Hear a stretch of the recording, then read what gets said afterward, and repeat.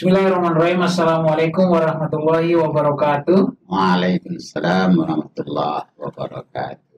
Alhamdulillah kembali kita di season 2 ya, di Atoba Talks. Kita akan membahas tentang isu-isu pendidikan, yang mana isu-isu pendidikan ini bisa sangat berguna bagi para penonton di podcast ini, yang mana juga akan berguna pada para praktisi pendidikan, dan juga mereka akan bisa mengaplikasikan pada lembaga pendidikannya. Nah, pada kesempatan ini kita kedatangan tamu ya, seorang education consultant ya, yang sudah berkecimpung di dunia konsultan sudah puluhan tahun. Kemudian juga beliau juga bukan hanya pada level nasional, kemudian juga hadir juga pada level internasional, karena di-hire oleh Bank Dunia untuk melakukan sebuah terobosan-terobosan baru pada dunia pendidikan, terkhusus di Indonesia. Kita sapa dulu ya. Assalamualaikum Pak Dokter. Waalaikumsalam warahmatullahi wabarakatuh. Masya Allah. Mana kabarnya ini Pak Surlah? Alhamdulillah Pak Dokter. Sehat. Ya. Kita ya beliau Dr. Muhammad Rashid Zain MM. Beliau juga seorang praktisi pendidikan, pernah juga menjadi wakil rektor, banyak hal sih, jadi dekan juga, jadi konsultan juga. Kemudian banyak hal yang beliau telah lakukan, yang mana kesibukan tersebut semakin menguatkan beliau di dunia pendidikan. Pak Dokter, sekarang sibuk apa Pak Dokter? Alhamdulillah sekarang lagi menyibukkan diri untuk membantu sekolah-sekolah seperti pesantren, sekolah-sekolah yang dikelola oleh swasta. Karena swasta ini kan perlu kita bantu lah. Ya. Nah, karena memang kalau negeri sudah ada pemerintah, kalau swasta perlu kita bekerja sama, berkolaborasi agar maju bersama. Masya Allah. Sebuah cita-cita yang besar ya. Ya. Nah, apa ada hal yang menarik Pak Dokter? Nah, karena kan Pak Dokter menyibukkan diri, kan banyak sekolah swasta ini kan Pak Dokter, bukan hanya sekolah yang berlabel Islam religius kan, ada juga sekolah-sekolah swasta yang mengusung tema nasional. Nah, mengapa Pak Dokter lebih memilih terjun kepada sekolah-sekolah yang membawa isu religius atau Islam? Ya, saya tertarik dengan sejarah pendidikan di Indonesia ini. Nah, setelah saya baca, Indonesia ini merdeka itu merupakan juga hasil daripada pendidikan swasta selama. Jadi sebelum ada sekolah negeri, sebelum merdeka ini, sekolah swasta itu memberikan semacam kontribusi untuk melahirkan kader-kader bangsa, pejuang-pejuang. Anggap sajalah presiden pertama, ya, kemudian Jenderal Sudirman. Nah, itu kan jebolan sekolah swasta dulunya. Wah, jadi oleh karena itu kultur sekolah swasta ini sudah terjamin, itu memang melahirkan kader-kader bangsa. Nah, berarti poinnya kader-kader bangsa ya Pak Dokter? Oh iya. Tapi kan sekarang Pak Dokter, kalau kita melihat ya, ada isu bahwa sekolah swasta yang dulunya membawa isu-isu pendidikan, tapi hadir dengan gaya komersial Pak Dokter. Bagaimana menurut pandangan Pak Dokter dengan sekolah-sekolah swasta yang mengusung bahwa ini sebuah bisnis yang perlu dikomersialkan, padahal kan ini dunia pendidikan? Ya, sebenarnya itu kita lihat dari sudut pandang yang mana. Ada memang orang bersemangat untuk mendirikan lembaga pendidikan, ya, yang mungkin dia punya persepsi yang berbeda. Ada yang menganggap bisnis education ini, dibilang pendidikan ini menggiurkan. Tetapi ada yang memang mereka itu belajar dari sejarah. Karena pemerintah tidak cukup kuat untuk mencerdaskan anak bangsa ini. Jadi swasta harus berkontribusi. Rakyat, orang-orang punya modal atau punya pikiran, punya kemauan berkontribusi. Sehingga oleh karena itu juga pemerintah juga harus care dengan swasta. Jadi, nah tapi sekarang kan sudah dana bos dapat, kemudian kadang-kadang ada hibah juga. Nah ini salah satu bentuk kolaborasi mencerdaskan anak bangsa. Tetapi yang perlu diingat, kalau murni orientasinya itu untuk bisnis pendidikan, itu saya pikir tidak terlalu tepat. Paling tidak ikut berkontribusi. Kalau dia sudah berhasil, mungkin dia akan mendapatkan sesuatu juga. Tetapi perlu diingat, pendidikan itu memang tidak boleh dibisniskan. Nah, itu kata kunci. Iya. Nah, menarik ini Pak Dokter ya. Nah, sekarang kan isunya tentang dunia digital. Nah, baik di pemerintah, isu ini kan sudah dihembuskan juga oleh Mas Menteri kan. Nah, apalagi ini kita dihadapkan pada kondisi era pandemi, yang mana targetingnya sebenarnya memasuki era digital yang tidak secepat ini. Artinya keadaan memaksa kita untuk terjun bebas di dunia digital. Ya. Nah, yang pertanyaan menariknya itu Dokter, bagaimana sekolah-sekolah swasta ini harus hadir dengan kondisi seperti ini? Jadi salah satu indikasi sekolah itu akan berkemajuan, akan struggle, ya adalah biar kerja, istilah saya itu selalu katakan bekerja cepat. Nah, jadi melakukan perubahan secara cepat. Jadi konsep pendidikan itu kan kalau kita ambil dari bahasa Arabnya kan at-tarbiyah itu. Nah, tarbiyah itu indikasinya harus ada anasir tahyirnya, unsur-unsur perubahan. Karena pendidikan itu sendiri hakikatnya merubah. Merubah dari belum tahu tulis baca, masuk SD, dia menjadi mahir calistung, membaca, menulis. Tetapi masa pandemi sekarang ini problem besar ini.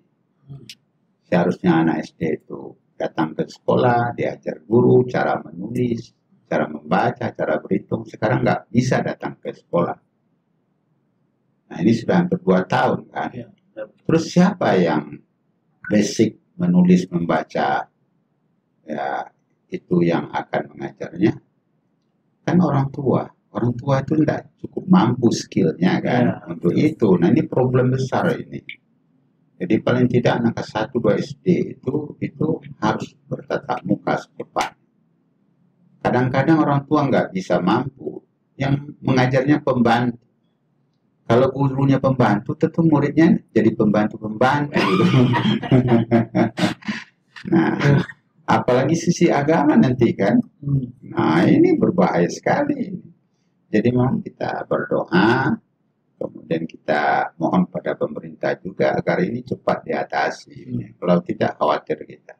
Kalau orang kuliah, anak SMP, SMA, oke lah. Nah, itu yang pertama. Yang kedua, memang pengelola pendidikan ini harus berpikir cepat, bergerak cepat, mengantisipasi. Kita ambil hikmahnya. Sekolah-sekolah selama ini yang gagap ya menggunakan teknologi, sekarang mau tidak mau kan? Iya. Nah, mau tidak mau. Kalau di kota kayak di Batam ini itu hal biasa lah. Tapi kalau di pelosok-pelosok, daerah-daerah pinggir laut, daerah-daerah pinggiran yang terisolir, nah ini yang menjadi pertanyaan kita bagaimana caranya. Sementara pemerintah juga tidak cukup mampu untuk membiayainya, maka swasta lah berperan. Jadi saya sebagai pakar pendidikan, konsultan, berterima kasih ini kepada pengelola pendidikan swasta ini yang mau berkontribusi kepada pemerintah. Dan harapan kita juga pemerintah jangan dipandang sebelah mata swasta ini. Sudah berjasa dia dulu mendidik anak bangsa untuk merdeka, mengisi kemerdekaan, mengisi kemajuan. Jadi ini yang kita harapkan. Jadi kebijakan-kebijakan pemerintah itu harus adil juga. Ya. Jangan hanya yang dipandang sekolah negeri kan. Negeri itu coba gedungnya dibangun oleh pemerintah. Gurunya digaji oleh pemerintah. Nikah gurunya, istrinya diberi bantuan oleh pemerintah. Nah, insya Allah lahir anaknya nanti. Ya kan kita doakan kan. Nah, diberi bantuan oleh pemerintah. Mau sekolah dia dibayar pemerintah. Jadi kan pemerintah mandate kan. Nah kalau swasta ini dari dan untuk kan. Iya. Nah ini perlu kita syukur dan kita sapor ini. Jadi saya termasuk ya bersyukurlah hadirnya At-Taubah ini ya, untuk memajukan Batam. Gitu. Nah, apa sebenarnya Pak Dokter ya, kalau kita melihat ya, ada yang mengatakan bahwa di masa pandemi yang seperti ini, kemudian juga isu-isu digital, ada yang mulai menyaksikan Pak Dokter bahwa ternyata di era digital ini bukan malah berkembang pengetahuan anak-anak. Bahkan banyak pakar mengatakan bahwa kita kehilangan pengetahuan, lost learning, kehilangan apa yang sudah kita miliki sebelumnya. Bagaimana ini menurut pandangan Pak Dokter? Ya pandangan itu bisa berbeda ya. Kalau saya bukan lost learning, tapi yang saya pandang itu lost karakter. Kalau belajar dari media-media ini belajar cukup lebih kencang. Kemudian anak lebih cepat tahu daripada guru. Boleh jadi pengetahuan gurunya itu terbatas. Tapi dengan anak membuka media-media ya dunia maya ini, elektronik ini kan bisa ke sumbernya. Nah itu luar biasa. Jadi di segi knowledge, pengetahuan itu tidak berkurang ya. Tapi karakter anak ini yang tidak ada sentuhan guru secara langsung. Karena pendidikan itu kan berbeda dengan sekedar pengajaran. Tapi kalau pengajaran, nah itu learningnya itu. Tapi kalau pendidikan, ini perubahan sikapnya itu. Bagaimana karakternya, bagaimana dia itu menghadapi seorang guru, bagaimana itu nanti mentransfer karakter, sikap, perangai guru kepada anak. Jadi seorang guru itu kan saya pakai istilah ini ya, ATM itu. ATM itu kan mentransfer. Jadi guru itu harus bisa mentransfer. Pertama, transfer the knowledge. Yang pertama. Yang kedua, mentransfer sikap. Guru itu kan digugu, ditiru, dicontoh sebagai uswatun hasanah. Guru itu sebagai imam kan. Imam itu kan di depan yang bisa diikut. Nah sekarang kan yang jadi gurunya itu berubah. Dari guru yang asli, pembantu jadi guru. Orang tua yang tidak tamat sekolah jadi guru. Atau guru-guru lesnya jadi guru. Maka karakter kependidikan itu ini lambat. Nah ini yang kita khawatirkan. Jadi karakter bangsa yang dielu-elukan itu, nah revolusi mental, malah ini nanti jadi degradasi mental ya. Nah, jadi ini perlu kita sikapi ini dengan segera ini. Gimana cara kita keluar dari masa-masa pandemi sulit ini. Nah, ini yang saya lihat itu. Jadi pandangan saya agak berbeda sedikit. Kalau segi knowledge, pengetahuan, itu malah lebih banyak bisa dicari melalui media ini. Tetapi karakter anak, karakter bangsa, susah. Apa tidak terlalu ekstrem Pak Dokter kalau misalnya kita memikirkan bahwa ternyata isu-isu orang bilang bahwa digital intensif, kemudian eranya industri 4.0, kemudian society 4.0, apa tidak terlalu ekstrem Pak Dokter kalau kita mengatakan bahwa ternyata era yang seperti ini sangat kontradiktif dengan pendidikan yang digagas oleh Islam, yang mana harus ada bertemu antara guru dengan murid, atau kita kenal dengan istilah talaki misalnya Pak Dokter. Apa tidak kontradiktif itu Pak Dokter? Ya, sebenarnya pendidikan secara umum ya itu hampir-hampir saja bersama. Tetapi kalau pendekatan Islam itu mengawali dengan adab. Jadi di situ adab, beradab dia berilmu. Sehingga ilmu itu diterapkan dengan peradaban, merubah peradaban. Ini dia. Tapi kalau dia berilmu tanpa adab, maka nanti peradabannya itu bisa destroy. Nah, padahal pendidikan itu adalah supporting the human life, untuk mensupport kehidupan yang lebih baik. Tetapi kalau pendidikan, keilmuan minus adab, itu bisa destroy the human life, itu menghancurkan kehidupan. Nah ini yang kita khawatirkan, pendidikan yang gaya-gaya sekuler itu seperti itu. sehingga dia berpikir bahwa dia bisa segala-galanya. Nah, kemudian ini kan karena saya, jadi egosentrisnya jadi naik gitu. Padahal pendidikan itu perubahan bersama. Nah, itu. Jadi Islam itu mengawalinya dengan adab. Kita lihat saja lah. Rasulullah mengikrarkan bu'istu liutammima makarim akhlak. Aku diutus untuk apa? Memperbaiki akhlak terlebih dahulu. Jadi ini dua sisi. Ilmu dulu atau akhlak dulu. Adab dulu, adab dulu. Nah, orang-orang dulu, orang-orang tua kita dulu, guru dulu, sekolahnya nggak tinggi-tinggi banget lah. Biasa aja. Tamat-tamat apa namanya SPG bisa jadi guru. Kan SMA itu kan, tamat-tamat jadi aku. Tetapi mereka itu beradab, mendidik dengan adab, mendidik dengan culture, mendidik dengan karakter. Akhirnya kan anak-anaknya jadi. Nah sekarang sudah master jadi guru, sudah dokter jadi guru. Tetapi kalau minus karakter, minus adab, ini nanti jadi apa gitu. Nah, akhirnya lahirlah anak-anak tamatan sekolah di mana-mana yang minus adab, sehingga dia tidak beradab. Kadang-kadang dalam diskusi-diskusi dia, ya seperti dia hebat segala-galanya. Nah ini kalau dia duduk di pemerintahan, seolah dia yang punya negara ini, dia yang punya negeri ini. Dia tidak tahu dilahirkan oleh negeri. Nah, jadi nilai musyarakahnya, nilai masyarakatnya itu kurang. Nah itu yang saya lihat. Jadi saya berharap apapun kondisi, situasi kita hadapi, adab ini mesti diajarkan, karakter ditularkan. Pendidikan bahasa karakter itu luar biasa. Kalau nggak bisa di kelas, kayak di luar kelas, kepramukaan, kepanduan, apalagi itu yang kesehatan itu PMR, pernah ada PMR. Nah, kegiatan-kegiatan itu sebetulnya itu pendidikan karakter, sholat berjamaah, gotong royong. Nah, itu kan, nah itu harus dibiasakan. Tapi sekolah swasta saya bilang itu masih ada. Karena sekolah itu maju karena gotong royong guru dengan orang tua. Gitu. Kalau negeri kan apa kata orang tua? Apa sudah pemerintah itu? Nah, apa kita nyumbang juga lagi katanya? Apa gotong royong katanya?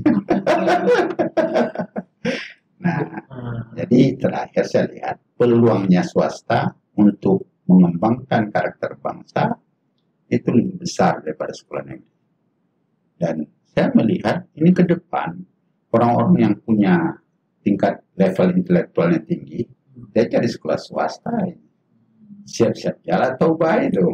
Orang-orang hebat Batam nanti di sini sekolahnya. Anak wali kota di sini, anak camat di sini besok. Nah, karena dia melihat yang tadi sisi-sisinya itu, sisi-sisi akhlaknya, tidak hanya Berarti poin pentingnya menghadapi era digital atau era apapun yang orang namai sekarang, Pak Dokter, berarti mempersiapkan anak-anak memiliki karakter. Iya. Nah, itu poin pentingnya ya, menarik ya. Iya. Berarti tantangan bangsa Indonesia yang mempersiapkan ini, Iya. karakter ini. Iya. Karena anak-anak yang punya karakter itu dia akan cinta dengan bangsanya. Tapi kalau minus karakter dia bisa menjual bangsanya. Wah ini yang susah kan. Ya ini. Nah, kemudian Pak Dokter, Pak Dokter kan sudah mengunjungi 40 negara, kemudian sudah berdiskusi dengan orang-orang atau yang stakeholder yang berperan membuat kebijakan di beberapa negara. Sebenarnya apa Pak Dokter yang bisa kita tarik dari kunjungan-kunjungan Pak Dokter itu guna membawa manfaat itu yang besar itu ke dalam dunia pendidikan bangsa Indonesia? Ya, sebenarnya kita ini bangsa Indonesia ini kan bangsa yang mulai akan maju rasanya. Kita tingkat ketakutan kita ini terlalu tinggi. Nah, di dunia luar itu mereka sudah melewati dunia ketakutan. Yang pertama, mereka itu saya lihat filosofi pendidikannya itu dia seperti di Jepang ya, yang dekat kita Singapura. Itu kalau ditanya pengelola sekolahnya itu, gurunya itu, dia lebih malu atau lebih takut kalau anaknya itu tidak bisa, misalnya kalau rame-rame antrian, lebih malu dia kalau anaknya tidak disiplin. Malu dia. Kemudian malu dia kalau anaknya tidak berhasil untuk menjadi orang jujur. Dan itu terbukti. Seperti Jepang, ada gubernurnya, menterinya, diisukan keluarganya ada yang korupsi aja. Langsung berhenti dia, malu dia. Dia lebih rela mati daripada menahan malu. Nah, kalau dalam Islam kan al-haya'u minal iman kan. Malu itu bagian daripada iman gitu kan. Kejujuran itu bagian daripada iman kan. Disiplin itu malahan bagian daripada iman kan. Nah, tetapi ini kan tidak. Nah, kita ini takutnya apa? Banyak orang tua sekarang takutnya anaknya itu tidak bisa teknologi. Anaknya takut tidak bisa misalnya matematika. Nah, takut ini. Jadi takut dia tidak bisa belajar. Nah, orang sana enggak. Maka di luar negeri itu saya lihat anak-anak yang tingkat TK itu enggak ada dia belajar. Dia bermain. Bermain apa? Bermain kebudayaan. Bermain karakter. Di tingkat di SD juga begitu. Ya, TK itu dia berbaris di jalan itu bukan seperti ogah-ogahan, tetapi dia tahu, nah ini tempat pejalan kaki, pedestrian, ini tempat naik sepeda, ini tempat mobil. Jadi kita jalan di sini, dikenalkan begitu, bukan baris-baris, shop-shop, pakaian polisi dan sebagainya, bukan. Di luar begitu kan dia tahu siapa saya, di mana saya harusnya. Nah itu karakter. SD juga begitu. Jadi anak-anak SD itu lebih banyak bermain dia. Ya, bermain karakter. Dia aja di situ dia. Rapi, disiplin. Nah kita kadang-kadang dipompa, dipaksa anak itu untuk berhitung dan sebagainya. Jadi anak kita itu sampai dewasa banyak hitung-hitungannya. Dengan orang tua juga hitung-hitung. Dengan guru juga hitung-hitung. Yang bahayanya ke yayasan, gurunya baik hitung yayasan. Itu Matilah yayasan. Nah, itu yang saya lihat. Yang kedua, memang di luar negeri untuk menjadi guru itu bukannya pekerjaan yang sambilan. Untuk menjadi guru itu 10 besar di kampusnya baru boleh jadi guru. kita gimana menurut? Kalau kita gimana gitu? Kita survei lah guru kita kan. Tidak bisa kerja di mana-mana, ngelamar jadi guru. Wow. Jadi guru honor, jadi kontrak. Nah ini kan dua hal yang berbeda kan. Jadi inputnya guru itu sudah berbeda. Kemudian prosesnya. Kalau kita tadi kaitkan dengan revolusi industri itu pendekatan industri. Itu raw materialnya, inputnya itu kan barang mati. Masuk ke pabrik diproses. Keluar jadi menjadi produk. Kalau manusia masuk ke sekolah, itu prosesnya nggak sama dengan material biasa kan. Jadi memproses manusia itu kan lebih rumit daripada memproses benda-benda yang seperti raw material tadi. Nah, prosesornya itu adalah guru. Nah, guru itu harus punya skill yang luar biasa. Bisa saya katakan tadi itu, kalau gurunya tidak punya skill, ATM-nya kosong, gimana itu? Bagaimana mentransfer knowledge, mentransfer karakter, mentransfer contoh-contoh yang baik, kebiasaan yang baik. Kan di guru kan. Kemudian guru juga harus giving motivation, memberikan motivasi. Barang pabrik kan tidak perlu motivasi kan? Iya. Batu kok gini tidak perlu kan? Besi tidak perlu, tapi motivasi dia. Kemudian setelah itu diberikan dia semacam evaluasi diri. Kalau di pabrik kan nggak perlu evaluasi diri kan, produknya apa langsung kan instan kan. Manusia tidak instan. Nah ini sebenarnya banyak perbedaannya. Jadi kita jangan terlalu lata ya mengaitkan revolusi industri Ya, benda-benda mati dengan revolusi, Iya. benda-benda hidup berbeda. Iya. Jadi kadang-kadang saya juga tidak terlalu pas itu kan mengaitkan revolusinya manusia itu berbeda dengan revolusinya industri. Sekolah ini betul bagian industri, tapi tidak murni industri. Nah, prosesinya berbeda. Iya. Pabriknya ini ya pabrik juga, tapi berbeda. Prosesornya juga berbeda. Yang diharapkan outputnya, outcome-nya juga berbeda. Begini Pak Dokter, ada yang menarik ya Pak Dokter berkaitan mengenai tadi kan bahwa tidak bisa dengan lata kita membandingkan antara material dengan human lah kan, Ya. karena beda prosesornya. Nah, ada satu hal yang sering tergelitik dalam benak saya Pak Dokter. Di era revolusi industri ini, tiba-tiba kampus berubah semua, slogan-slogannya mengkampanyekan era industri 4.0. Namun ternyata kita melihat Pak Dokter ya, ternyata alumni-alumni, entah saya salah pandangan saya atau gimana ini, karena kita merekrut alumni-alumni guru yang mana kita invest lagi pada alumni tersebut. Artinya apa? Alumni itu tidak siap pakai Pak Dokter. Artinya antara dunia tadi, dunia yang harusnya mengeksekusi praktisnya ilmu yang didapatkan guru, itu tidak terkoneksi dengan dunia di kampus Pak Dokter.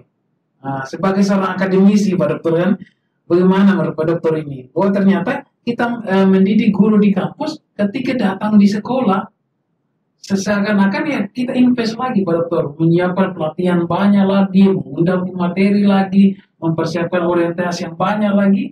Padahal kita mau ketika alumni itu sudah selesai dari kampus ya siap pakai.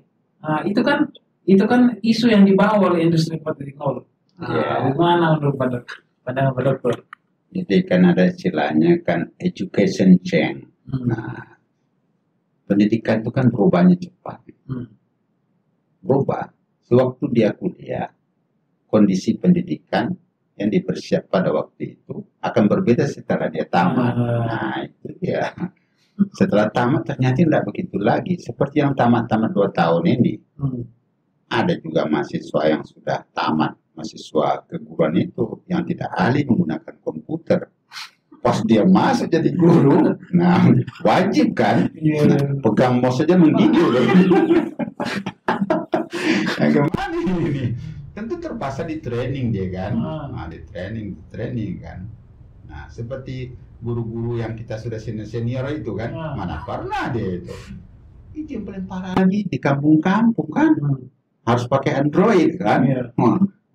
Kata orang kampung, Android itu sejenis hewan apa itu kan? Kemudian belum lagi fasilitas kan, sinyalnya apanya itu, ya nggak bisa kan, sehingga banyak persoalan. Tetapi yang paling penting di kampus itu menyiapkan orang yang mau berubah dan mau belajar. Itu sebenarnya. Jadi menjadi guru itu bukan dia jebolan sekolah guru, tidak. Mungkin dia murni, kayak dia IPA, mungkin dia kuliah dulu fisika murni, kimia murni, tapi dia mau belajar. Dulu ada program pemerintah, apanya dulu nanti kan sertifikasi apa dulu? Yes. Dinaikkan, diberikan dia itu kan. Nah itu lebih baik mungkin. Kalau dunia luar itu tidak dari fakultas keguruan diterimanya. Contoh di Malaysia, saya tanya di situ, kenapa orang Malaysia itu tidak boleh kuliah di fakultas keguruan di Indonesia? Tidak boleh ya. Kami menyiapkan dia punya ilmu. Misalnya bahasa Inggris nomor 3. Setelah itu di training dia 6 bulan untuk menjadi guru. Itu ilmunya lebih banyak daripada ini separuh-separuh katanya. Nah, iya, dia belajar komputer, betul di komputer science dia. Nanti dia di training, dilatih, didiklat dia untuk menjadi guru. Nah itu gaya Malaysia. Kalau kita di fakultas keguruan tuh jurusannya IT, tapi separuh kan, air tanggung-tanggung. Kalau gurunya tanggung-tanggung kayak main bola kan, bola tanggung kakinya yang patah kan. Jadi kita itu serba-serbi gitu. Nah ini perlu ditata. Jadi perguruan tinggi itu harus menyiapkan praktikum guru itu harus lebih. Jadi sekolah-sekolah dulu kan ada sekolah tempat praktikum. Jadi sekolah itu jadikan tempat praktikum. Ambil yang swasta yang maju, ambil yang swasta yang tidak maju. Oh begini caranya. Ambil negeri yang maju yang tidak maju. Oh begini caranya. Jadi memang harus diadakan semacam BLK-nya lah itu. Kemudian sekolah-sekolah juga menerima guru itu jangan langsung mengajar. Diterima, diseleksi, ditengok skillnya. Nah setelah tengok skillnya, kemudian diorientasikan dia dulu. Agak 6 bulan. Nah baru dia suruh mengajar. Nah kalau saya melihat begitu. Tapi yang istilah itu siap pakai itu saya lihat susah. Yang siap pakai itu. Masih jauh berarti Pak Dokter. Masih jauh gitu. Nah menariknya begini Pak Dokter ya. Ternyata kita ya itu pandangan apa ideal kita sebagai seorang yang merekrut guru kan setiap tahun karena kebutuhan dengan tuntutan zaman dengan perubahan zaman seperti begini padahal ini harus berubah. Nah apakah itu bukan sebuah apa ya sebuah hal yang isu ini harus ditingkatkan oleh pemerintah dan kampus juga mementingkan karena kan kampus sendiri kan sudah punya lembaga penjaminan mutu, artinya kualitas lulusan itu ya memang ketika sudah dapat ijazah itu berarti ya sudah kredibel ya orang ini untuk di dunia industri. Nah itu pandangan ideal kita Pak Dokter, tapi nyataannya inilah yang terjadi di bangsa kita. Nah, ketika kita merekrut ini, akhirnya saya dari kampus yang bagus, harusnya dengan grade yang seperti ini. Kok kami nggak diterima di sekolah ini? Ya jelas lah karena kita pakai orang-orang memang yang siap terjun bergabung dengan kita memberikan ide-ide positif untuk kemajuan sekolah, bukan hanya datang dari kampus yang besar, tapi sebenarnya tidak memiliki passion di dunia keguruan ini dan itu tidak menopang kampus kita, sekolah kita lah. Iya memang. Jadi kita bagi intelek ini jangan terlalu berharap banyak lah dengan pemerintah ini. Sekarang kan mulai presiden kan minta bantu kita, ayo kita bantu negara biar kita keluar. Jadi sudah mulai ambang kesadarannya muncul kan, bahwa tanpa rakyat, tanpa pendidikan, tanpa partisipasi masyarakat, negaranya tidak bisa maju. Nah itu satu. Itu yang kedua juga sebenarnya dari dulu sekolah itu lahir dari masyarakat. Itu dari sejarah itu, sejarah pendidikan itu sekolah lahir dari masyarakat. Semacam di dunia Islam lah. Dulu kan lahir di masyarakat, dari tempat-tempat ibadah kan, di masjid, dari gereja, nah, kan begitu dulu, lahirnya dari masjid. Masjid itu menjadi tempat-tempat halaqah, berkembang menjadi madrasah, berkembang menjadi ma'had ali, menjadi university, dulu begitu. Berkembang, jadi betul-betul ini swadaya masyarakat. Nah, kalau kita harapkan dari pemerintah, banyak yang diurus pemerintah. Jadi kita harus berpartisipasi, itu yang pertama. Yang kedua sekarang ya menteri sekarang ini ya mulai agak melaju sedikit, dia membuat gagasan istilah ya. Apakah ini gagasan murni atau hanya istilah saja gitu kan? Merdeka belajar. Wah. Nah, kalau merdeka belajar itu di sisi apanya gitu? Mesti ditengok dulu. Kalau belajar dan punya pendidikan terlalu merdeka, ini berbahaya juga kan. Tapi mungkin maksudnya itu di perguruan tinggi ya. Yang tadi, jadi jangan sampai banyak kognitifnya itu melebihi daripada praksisnya. Jadi monumentri itu setelah saya pelajari juga, ya praksisnya banyak. Kalau dia memang sekolah keguruan, banyak dia. Mungkin 20 SKS dia praktek mengajar. Ya, jadi dia 2 tahun ke setahun dia memang di sekolah kan. Nah, kemudian di situ penelitiannya, di situ dia mengajar. Paling tidak action research kan. Nah, itu seperti itu. Di industri dia misalnya, memang di industri dia. Tapi pertanyaan besarnya, sudahkah pemerintah membuat aturan main antara industri, antara perusahaan, antara pendidikan ini dengan perguruan tinggi? Nah, saya lihat ini belum link and match-nya. Di luar negeri berbeda loh. Itu kalau mau ke luar negeri kita, biasanya kita lihat dulu di mana saya mau tinggal, di mana anak saya mau sekolah. Kita lihat perusahaan apa yang ada di situ. Kalau perusahaan besar, sekolahnya pasti maju. Di Jepang itu, saya di Tottori kemarin kan, itu tahu nggak? Itu pangkalan datanya kota Tottori itu, Tottori Prefecture itu, di kampus. Begitu. Jadi servernya itu kampus. Begitu dia. Jadi semua pengembangan kota, penelitian tentang kota, orang kampus yang berkiprah. Dipergunakan orang kampus. Jadi dosen itu tidak liar dia. Kalau kita kan tidak dipergunakan hasil penelitian dengan Balitbang, tidak pernah dipakai kan penelitian-penelitian. Nah, yang dibuat yang lain lah. Nah, lu sama gua, duit keluar juga kan. Nah, ini menarik Pak Dokter. Saya baca sebuah situs lah kan, sebuah situs. Di mana situs itu mengatakan seperti begini, Pak Dokter. Ada sekumpulan peneliti kan Pak Dokter, meriset di sebuah desa dan dikumpulkan masyarakat.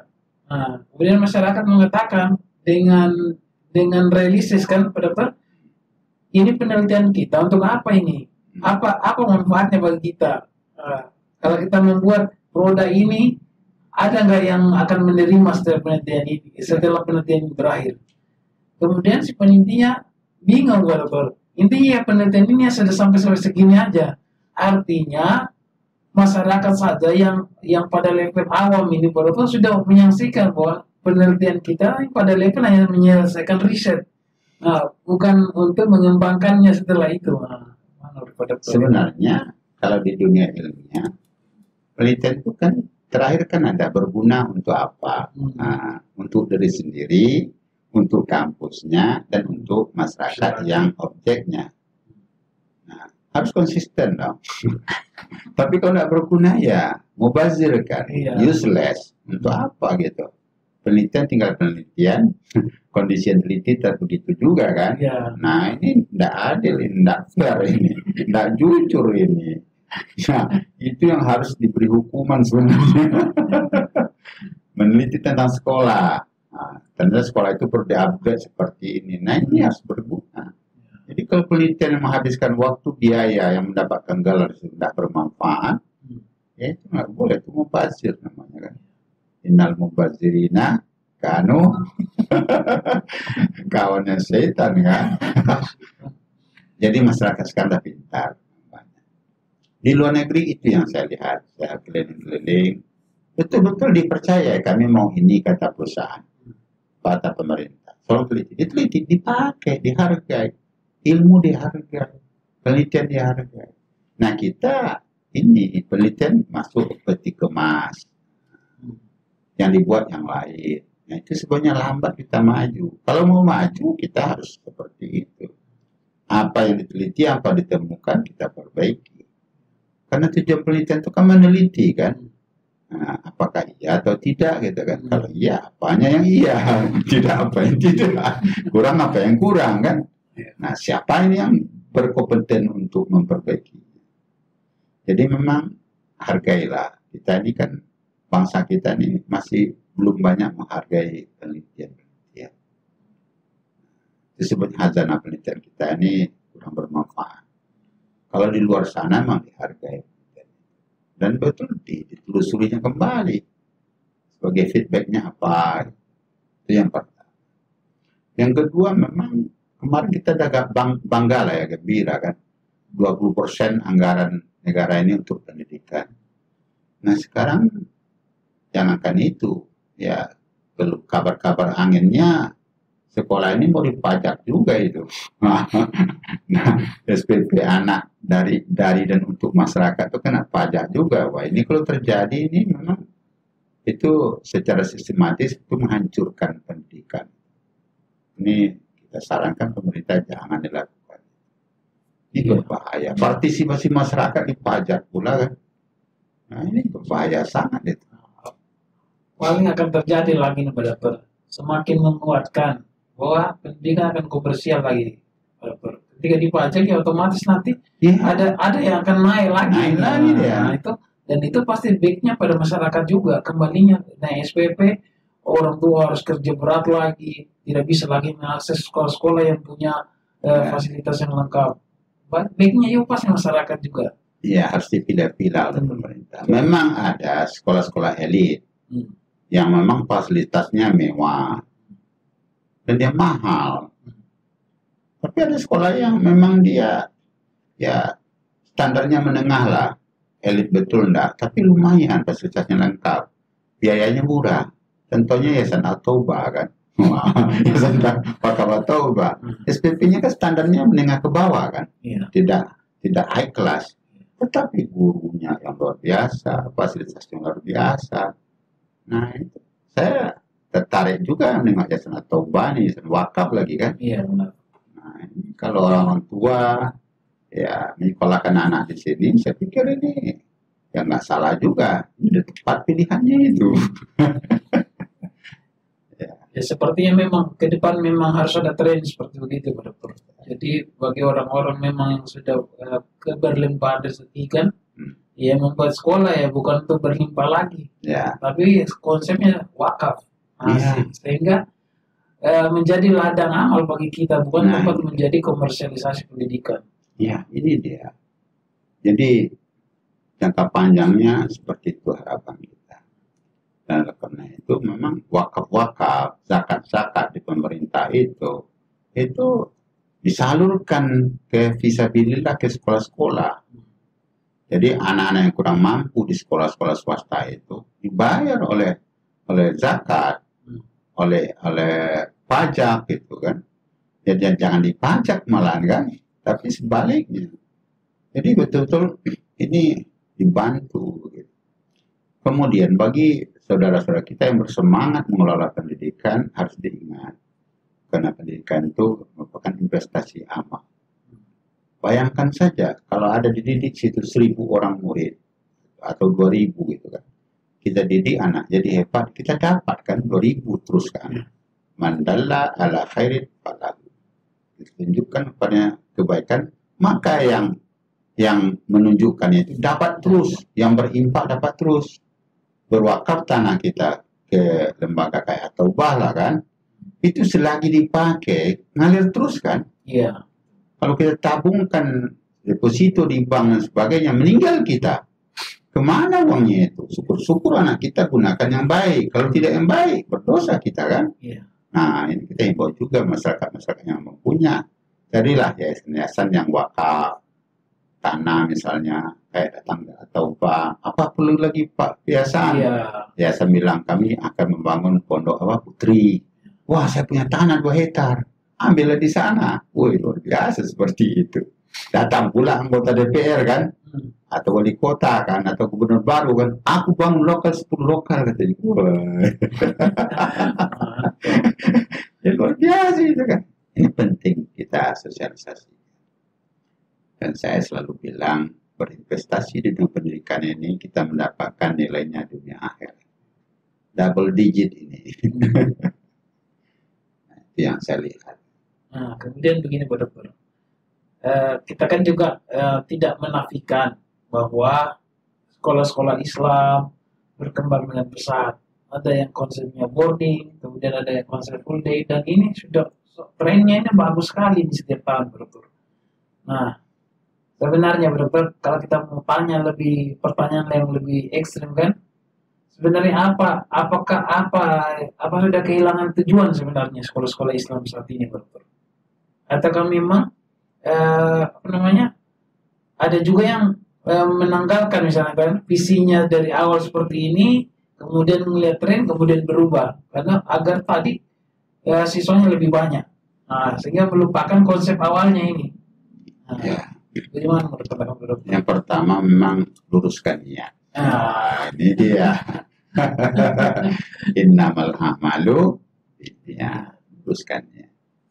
kalau kita berinvestasi untuk pendidikan ini, jangan profit minded. Kalau profit minded, ya nggak jadi ya.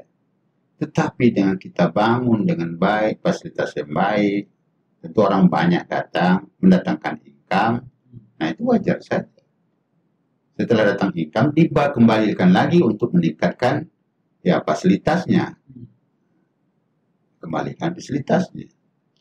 Mana lebih bagus lagi itu para pengusaha itu kalau bisa ya kayak Batu Haji sekitar ini berapa perusahaan besar. Nah dari keuntungannya itu kan ada CSR-nya itu. Nah itu bertahap. Nah 5 tahun ini kita jadikan Atoba ini menjadi lembaga yang luar biasa. Besok setelah ini oke, Atoba nanti mensubsidi membantu lagi sekolah yang lain. Nah itu saling membantu. Kemudian perusahaan tadi membantu lagi yang lain. Jadi 5 tahun sudah 5 sekolah besar. Nanti sekolah besar itu menjadi sekolah rujukan, sekolah binaan. Dia membina lagi yang pelosok tadi, yang walayahmut itu, yang susah, tidak mau mati, ya hidup pun susah gitu kan. Nah, dibantu lagi, mungkin gurunya, bantu di training gurunya dan sebagainya. Jadi kita begitu dia. Jadi saling membina, saling berkolaborasi. Itu gunanya ada persatuan guru-guru swasta, karena persatuan kepala sekolah, ada forum-forum FGD-nya kan. Nah ini dalam rangka saling membantu. Jadi kita boleh sama-sama memajukan negeri ini, tapi tidak persaingan negatif. Bersaing kita untuk positif, saling membantu. Nah tapi yang kata kunci memang niat tadi. Saya kalau melihat niat seperti ya lembaga yayasan wakaf kita itulah niatnya untuk apa gitu kan. Ya niatnya untuk wakaf ini memanfaatkan untuk mencerdaskan bangsa kan bagus sekali. Makin menarik ya diskusi kita ya waktu bicara pendidikan ini bicara sesuatu yang dipikirkan jangka panjang dan juga ini benar-benar dan juga isu-isunya kan sekarang ketika masuknya misalnya teknologi misalnya kemudian juga berubahnya cara pandang guru, berubahnya cara pandang orang tua, ini kadang membuat sesuatu yang apa namanya, ada sesuatu yang perlu kita kuatkan lagi di dunia pendidikan, Dokter. Tadi Pak Dokter sudah mengatakan bahwa memang kita harus menguatkan karakter memang karena pada kata kuncinya kan Pak Dokter bahwa untuk memenangkan masa depan di era yang berubah ini, maka memang anak didik kita harus memiliki karakter yang kuat. Nah, yang saya menariknya Pak Dokter juga sudah sering mengatakan transformatif. Sekarang bagaimana sebenarnya ini Pak Dokter? Kalau kita bawa ini isu-isu transformatif ini ke dalam dunia pendidikan Islam atau terkhusus sekolah-sekolah Islam, sudahkah bertransformasi atau baru pada level masih gampang ini melihat kondisi seperti ini? Ya secara umum kan baru level beradaptasi. Jadi beradaptasi baru. Dan itu ya menuju transformasi itu penting. Tapi banyak aspek yang harus kita perbaiki. Nah, tetapi kuncinya juga aspek guru. Jadi SDM guru itu. Karena yang merubah itu guru. Kemudian juga lembaganya, yayasannya, ya kalau dia swasta, ya kalau negara kebijakan menteri pendidikannya, kita di Indonesia ini memang aneh-aneh juga ini. Yang jadi menteri pendidikan itu orang yang tidak punya skill dalam bidang pendidikan.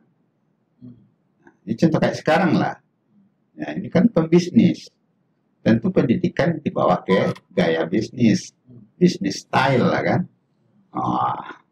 Satu sisi mungkin bagus, di sisi lain banyak tidak bagusnya. Kita kan kadang-kadang seperti itu. Jadi menteri-menteri kita itu karena menteri politik ya, jabatan politik.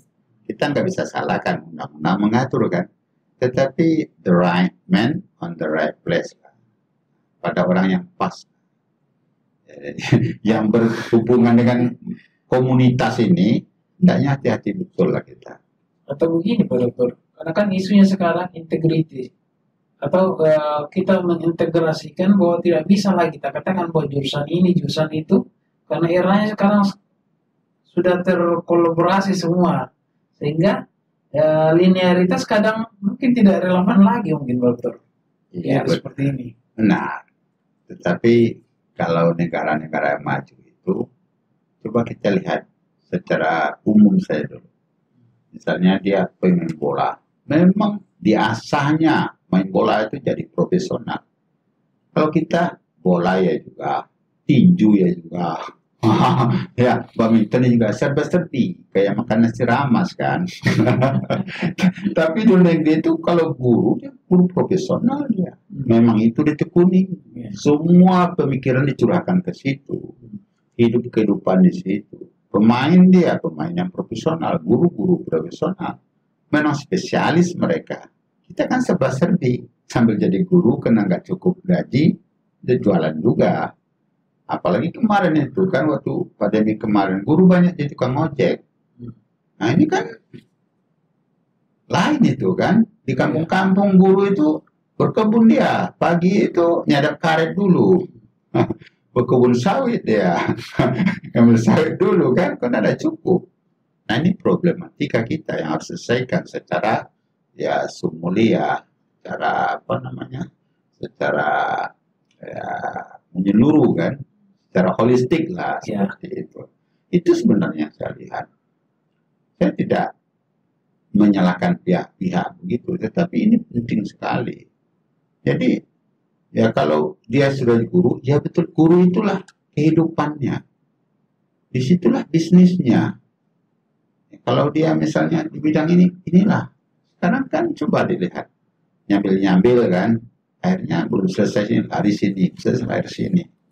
Nah, lembaga pendidikan juga ini diwanti-wanti. Kalau gurunya banyak yang mobile, itu mutunya dipastikan juga tidak akan bagus.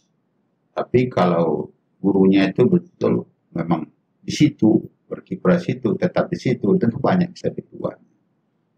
Itu penting juga itu.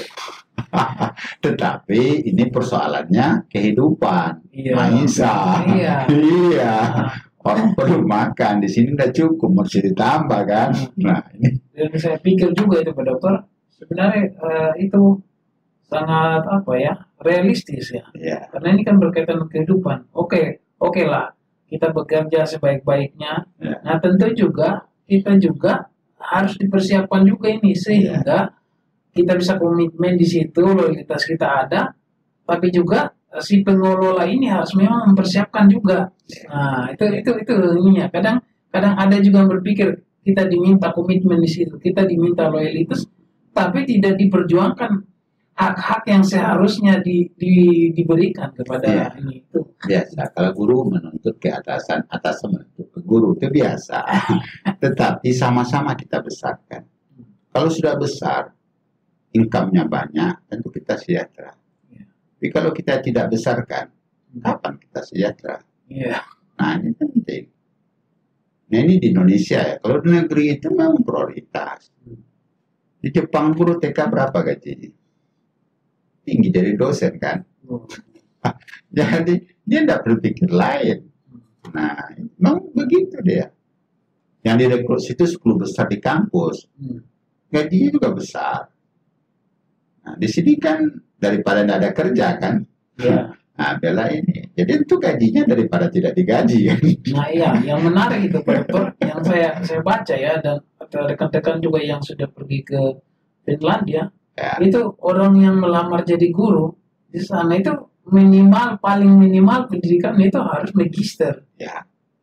Nah, dan 10 besar di kampusnya. 10 besar di kampusnya. Itu di sana itu jadi guru itu lebih menarik daripada jadi dokter.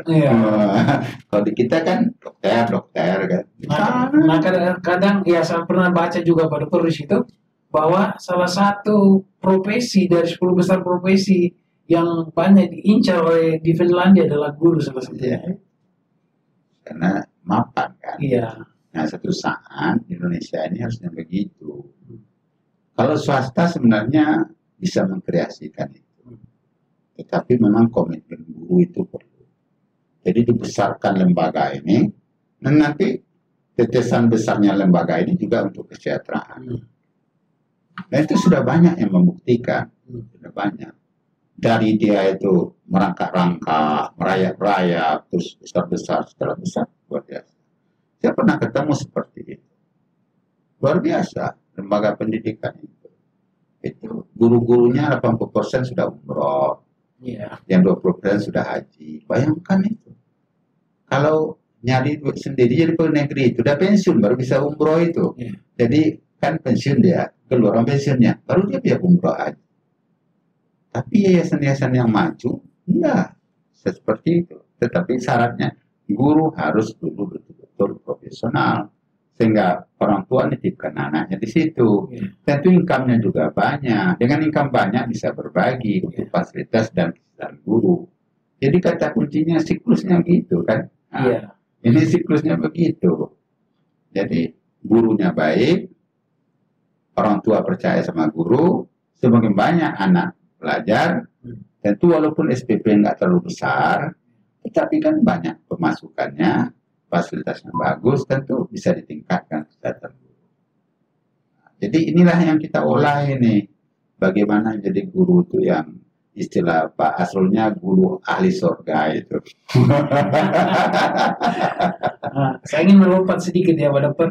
Nah, saya ingin melompat sedikit dari isu tadi yang kita diskusikan.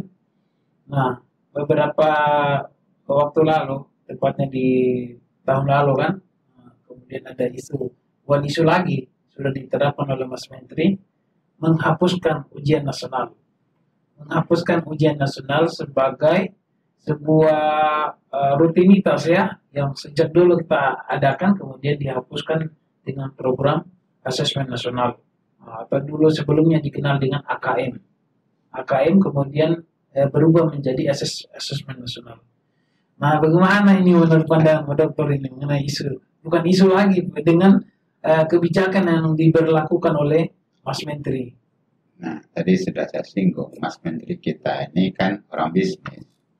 Dengan ditiadakan Eptanas kan sudah berkurang pembiayaan. Berkurang itu. Luar biasa kan? Nah, itu satu aspek. Yang kedua, hasil Eptanas itu juga tidak menjamin dia bisa kerja kan. Karena Mas Menteri itu orientasinya kan kerja kan. Nah, kedua. Kemudian hasil Eptanas itu juga tidak menjamin dia diterima di perguruan tinggi kan. Tes lagi kan. Nah, ya ada 3 aspek. Jadi banyak aspek. Kemudian, ya anak-anak yang rendah nilainya pada waktu Eptanas, tidak semuanya anak bodoh loh. Mungkin dia sakit, atau orang tuanya meninggal, ada persoalan, ada musibah, pernah kejadian jatuh dia kan. Nah ini kan tidak fair kan, kalau itu. Kemudian, diukur secara nasional, jadi secara merata, measurement ini kan merata. Padahal, anak yang tinggal di ibu kota, mendapatkan fasilitas pendidikan yang lebih dari anak-anak yang di desa dari pelosok. Nah sementara Eptanas yang sama kan, ini tidak adil ini, tidak adil. Jadi ada 5 hal itu sebetulnya. Nah, tapi kalau ujian sekolah, mungkin anak taman SD, SMP, SMA, tapi karakternya bagus, insya Allah mau kerja dia bisa, mau kuliah dia juga bisa. Gitu. Jadi banyak faktor.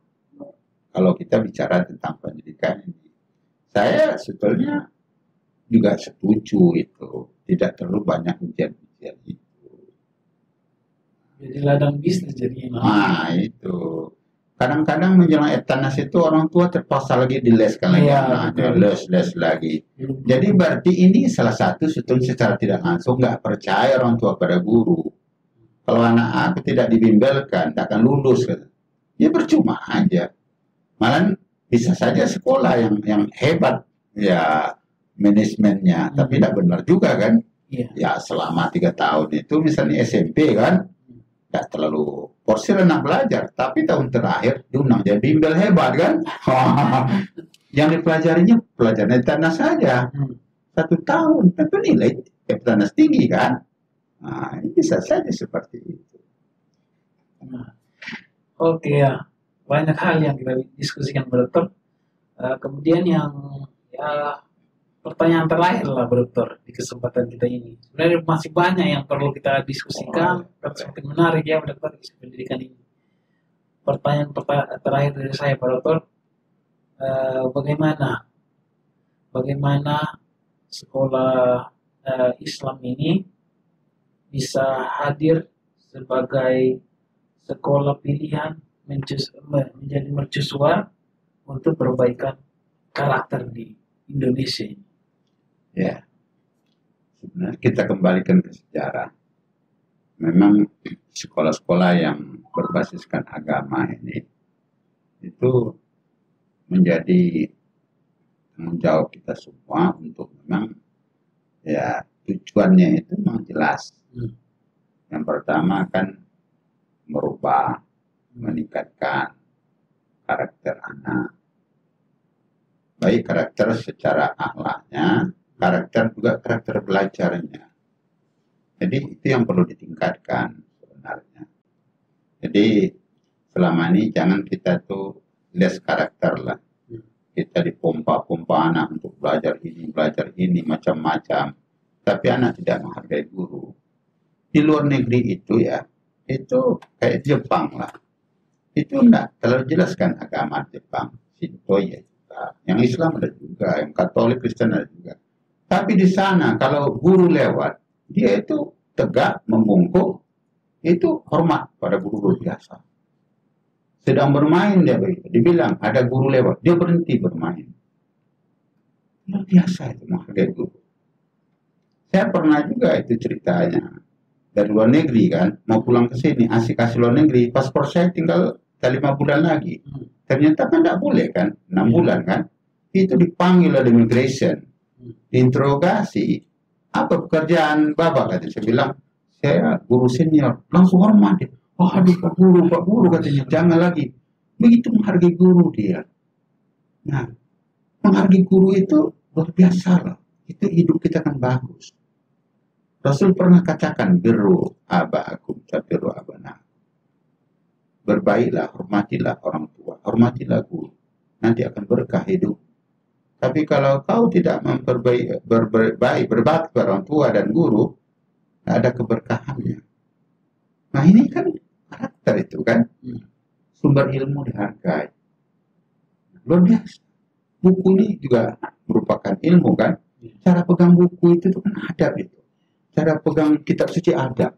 Ini tidak buku dilipat masuk kantong gitu. Kemana berkahnya itu? Jadi kadang-kadang lucu-lucu kan itu cara itu nampak itu bangganya buat tas begitu kan. Nah itu penting sekali itu diutamakan lah. Jadi lembaga pendidikan itu kembali lah. Karena tujuan kita itu jangka panjang ya, dunia dan akhirat. Nah itu kemudian orang tua itu, kebanggaan orang tua itu kan anak-anak yang sopan santun gitu. Nah, kan ada kisahnya juga itu, penyesalan orang tua ya, anaknya sekolah dihebat-hebat di mana-mana. Tetapi masa dia tua, anaknya tidak menghargai dia. Itu untuk mengembalikan penghargaan anak orang tua itu mahal. Itu sebabnya pendidikan itu hendaknya mendekatkan manusia itu kepada manusianya.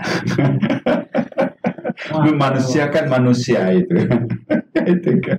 Baik Pak Dokter. Ya. Jadi alhamdulillah ya para penonton atau Batalks, kita sudah di penghujung podcast kita bersama Dr. Emroes Zain. Beliau seorang akademisi juga, seorang konsultan juga. Makanya ketika kita ngobrol tentang pendidikan tadi benar-benar, karena beliau benar-benar dunia praktis ya, sehingga pure apa yang beliau sampaikan benar-benar mengena dengan di hati kita sebagai seorang pendidik. Terima kasih Pak Dokter atas kesempatannya berdialog di sini. Mudah-mudahan di lain kesempatan kita bisa berdialog lagi dengan isi-isi yang lebih up to date lagi. Insya Allah. Terima kasih Pak Dokter. Sama-sama. Oke, penonton semua, kita akhir saja podcast pada kesempatan ini. Semoga apa yang kita sampaikan bisa lebih bermanfaat, bisa diaplikasikan ke dalam dunia kerja kita sebagai seorang pendidik, sebagai seorang pegiat di dunia pendidikan, bahkan sebagai seorang pengelola pendidikan. Dan ini penting, dan membahas isu-isu pendidikan supaya kita sadar. Terima kasih. Saya tutup dengan ucapan Alhamdulillah. Assalamualaikum warahmatullahi wabarakatuh. Waalaikumsalam warahmatullahi wabarakatuh.